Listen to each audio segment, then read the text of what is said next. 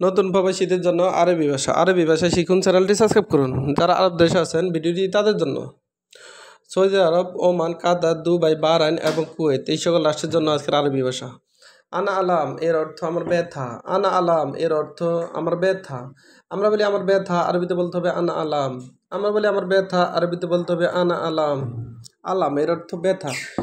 আনা ওয়াজা এর অর্থ আমার বেদনা। আনা ওয়াজা এর অর্থ আমার বেদনা। আমরা বলি আমার বেদনা, আরবিতে বলতে হবে আনা ওয়াজা। আমরা বলি আমার বেদনা, আরবিতে বলতে হবে আনা ওয়াজা। আনা ওয়াজা এর অর্থ আমার বেদনা। আনাফুতা এর অর্থ আমার লুঙ্গি। আনাফুতা এর অর্থ আমার লুঙ্গি। আমরা বলি আমার লুঙ্গি, আরবিতে বলতে হবে আনাফুতা। আমার লুঙ্গি এর আরবি হলো আনাফুতা। আনা ইনসান এর অর্থ আমি মানুষ। আনা ইনসান এর অর্থ আমি মানুষ। আমরা বলি আমি মানুষ, আরবিতে বলতে হবে আনা ইনসান।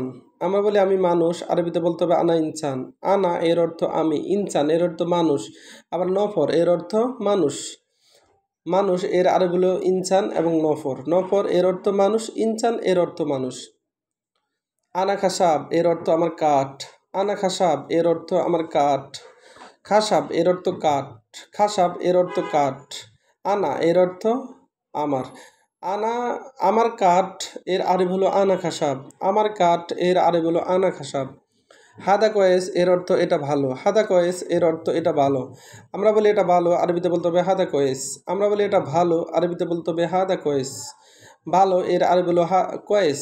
ভালো এর আরবি হলো কয়েস। হাদা এর অর্থ এটা, কয়েস এর অর্থ ভালো। আনা মালুম এর অর্থ আমি জানি, আবার আনা মালুম এর অর্থ আমি পারি। আমরা বলি আমি জানি, আরবিতে বলতে হবে আনা মালুম। আমরা বলি আমি পারি, আরবিতে বলতে হবে আনা মালুম।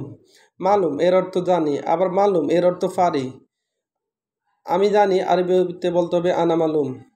আনা মশগুল এর অর্থ আমি ব্যস্ত। আনা মশগুল এর অর্থ আমি ব্যস্ত। আমি ব্যস্ত এর আরবি হলো আনা মশগুল। আমি ব্যস্ত এর আরবি হলো আনা মশগুল। আনা মশগুল এর অর্থ আমি ব্যস্ত।